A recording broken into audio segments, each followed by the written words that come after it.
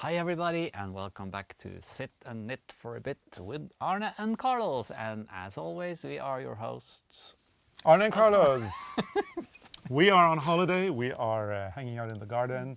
We're going on our road trips with our friends. We are just having a fantastic time. We hope you're also having a great time wherever you are.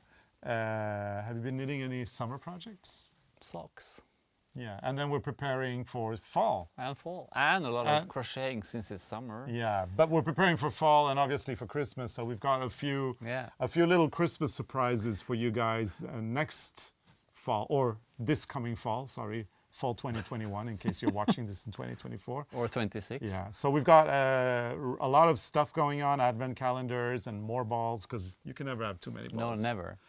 And talking about balls, we're going to take you down memory lane, or what you call it, because we're going to talk about balls. yes, we've got a rerun for you guys. A rerun. Which is what we've been doing. On Sundays, we are rerunning our most favorite episodes and giving you anecdotes.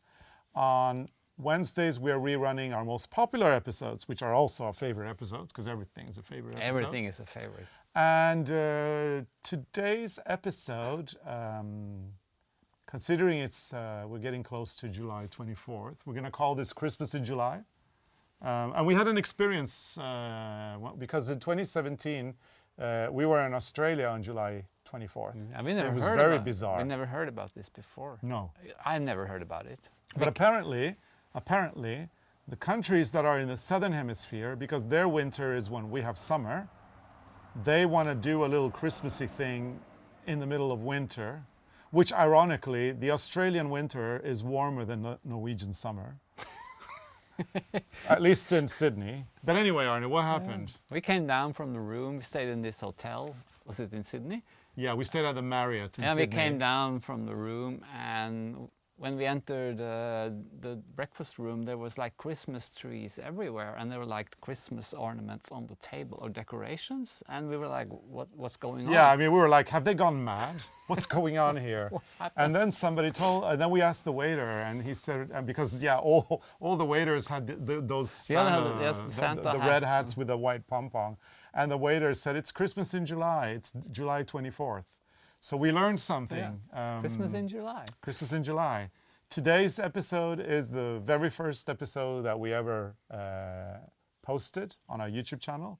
How to make your own Christmas balls. It was very fitting that we started our YouTube channel in December of 2015. And of course we had to start with balls, because that is what made us famous. Everybody knows that we're famous for our balls. That's the way it is. The Christmas ball. Christmas balls, of course. What else? Anyway. Anyway, Sorry. Oh, yeah. Funny. Yeah. Anyway, we hope. I'm so stupid. No, you're sorry. not. No, I think it's the heat. Yeah, it's the heat. Yeah, we're here celebrating Christmas and dying of heat strokes. Yeah. I guess, or getting. But you can crazy. never have enough Christmas ornaments. No, Christmas have you? By the way, have you been shopping for Christmas ornaments lately? All the time, I guess. All the time. Yeah. Not only ornaments. There's a lot of nice things you can put on the tree. Yeah. Anything in silver?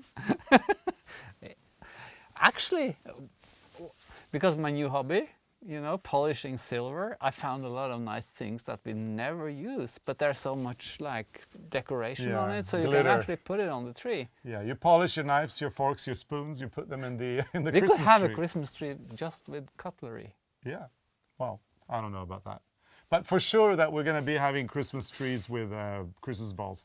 In case you want to knit balls, we've got them in our web shop. So go to arnecarlos.com.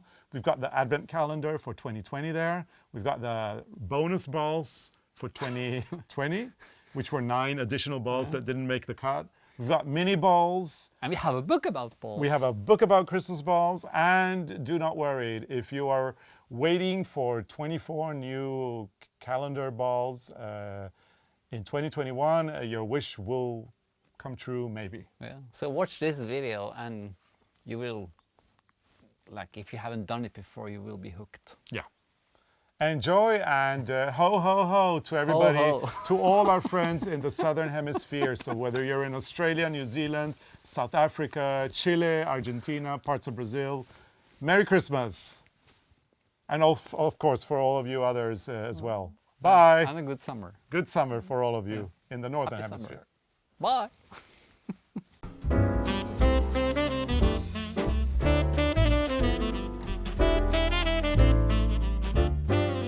So it's Christmas time again. This is the absolutely favorite time of the year for us. We love Christmas. No wonder we even made a book about Christmas decorations a few years ago. It became a big hit. And we just can't stop knitting these balls. They are highly addictive. And every year we design new balls. Now we've even done the mini Christmas balls, which are perfect for people with small apartments. Like this. So yeah, and today we're gonna show you a little bit more about our Christmas universe and how we knit Christmas balls.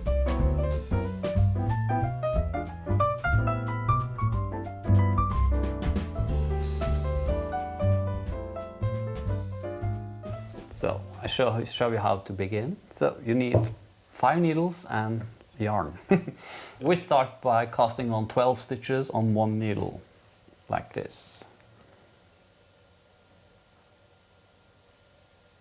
3.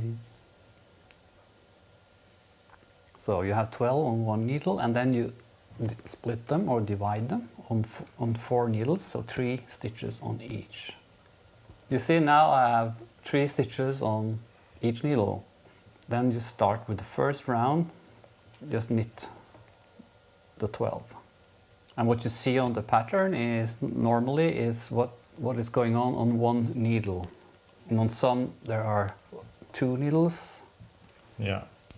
So basically it makes sense. 4 needles, 4 sides.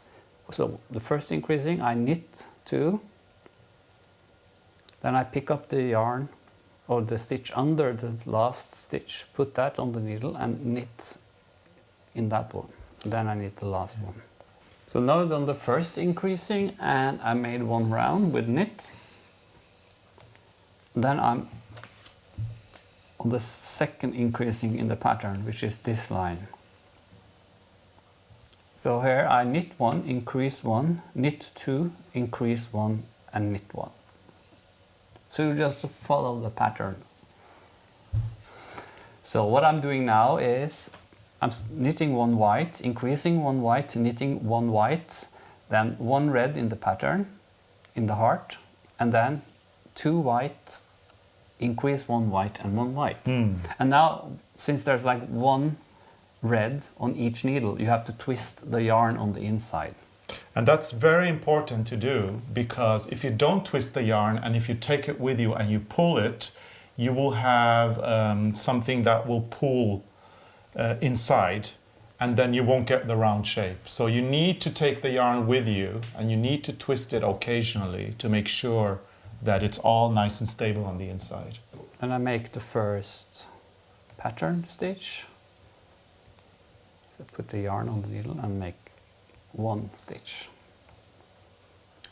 like that. Then I knit 2 and increase 1. So now it looks like this. And on the inside it looks like this with the twisting. So you see the yarn is following through, so it doesn't stretch. So then I continue just to knit around to make the heart, and now I have to twist again on this round because there's only 3 stitches in the pattern color, so there's too many in between again. But when you twist, never twist on the same place as you did before, because then the color will shine through. So you have to move the twisting. The way I knit, when I do with knit with 2 colors, I have 1 color on the finger, the one I use the most, and the other one I throw. So that's the beginning of the heart.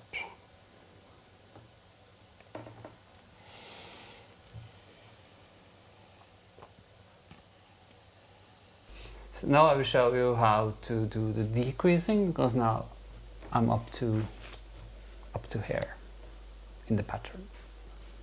So I knit 1, then I knit these 2 together, just like this. But then I have to show you on the other side because there's something special. What's special? Because there's like the 2 stitches I'm going to increase is like the first one is red, which is part of the pattern, and the other one is white. And if you do like this, like the normal way, you will hide the red stitch. So when you knit these 2 together, you have to pull the needle through the red one and then into the white one, and then you knit them together so the red stitch are facing you, kind of, and then you knit one. That's the decreasing. The decreasing, yes. And then I continue knitting around with 2 decreasing on each needle and go into the red and the white and you knit them together. Then you have 1 round with no decreasing. So you decrease on every second round. Until you have 3 3 left stitches on each needle. What you can do now is also you can sew the hole from the beginning. I can show you how. So this I just leave like that. Just pull it to make the nice stitch, and then it's okay. So go through the stitches that you casted on like this.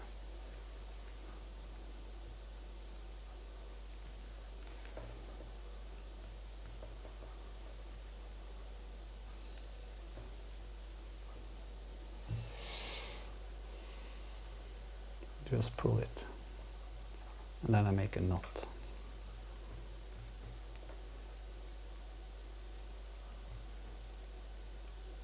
I'm gonna pull this in the side of the ball. So now I just cut the yarn,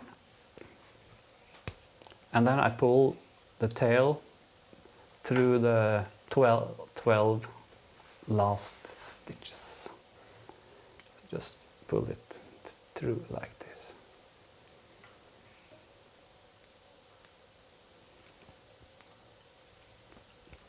Then when I've done that, it's time for the ironing. So I have the ball, it's ready, and now we're going to shape it. We're going to make it round and beautiful. And for that, we use an iron and a wet cloth. And the reason why I use a wet cloth is because we need the humidity, which is really good for wool. We don't want to iron on top of the wool because that might also burn the yarn or the wool. So what we do is we take the Christmas ball, put it in the towel or cloth, which is wet, fold it on top, and then with the iron, we just start steaming it and press it, leave it for a while, and then we start looking at what we have. And as you can see, lots of steam coming up. That's actually very good. And the ball is being shaped. Keep pressing until the cloth is rather dry. And hopefully when I remove my cloth, yes, look at that, Arne. Isn't that beautiful? It's fabulous. It's a Christmas ball. It's almost literally out of the oven. Look at that. And now you need filling. Yes. You can use this polyester filling, or you can use wool. I'll use the wool. Anyway, the trick with the wool is you want to make it as thin as possible, and you want to make sure that, because otherwise when you start stuffing it, you have it lumpy. You don't want lumps. No. So, and then I just start stuffing from the top, which we still haven't sewn in. So that's the first batch. We're gonna need quite a lot. And it's a good idea that while you're stuffing it, you're also shaping it and making sure that there are no lumps and that it's all evenly distributed in the ball.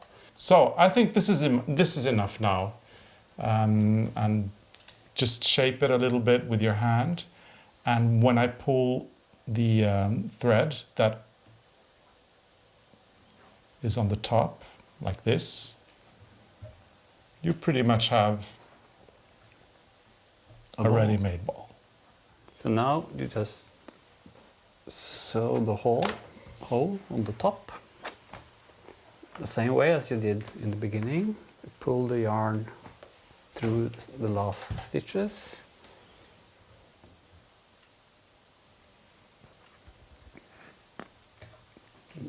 Make a knot and pull the yarn through the ball. Take it out somewhere.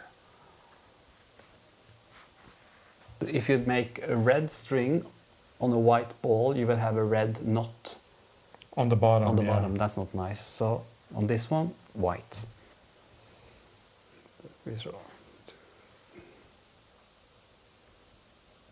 40 stitches. So put it like that. That's the string. And then I cut the yarn and make a tail. Then you put the needle through the first stitch. Then you pull both of the tails through those 2 stitches, like that. Then you have the string. Now you need a longer needle, is good. And then you put the tails through the ball. So you start on top of the ball and you pull it through under. And then the other one. And not at the same spot. So just take it on the other side. And out. Now you shape the ball so it's round, and then you make a knot like this. And don't pull too hard, because then it will be more like an apple, not a ball. This, and then you just pull the tail through the ball somewhere, like.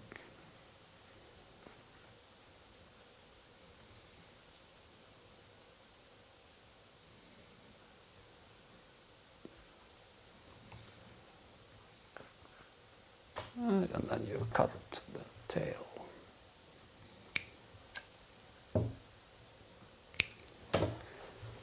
And then you have the Christmas ball. Oh, look at that. We just want to give you a word of warning. This is highly addictive. So once you start, make sure you have a lot of time on your hands, because you won't be able to stop. Look at us. We knit every year, have been doing this for 5 years. And every year we make new balls. One every day before Christmas. Yes. That's our calendar. So, god jul. Enjoy.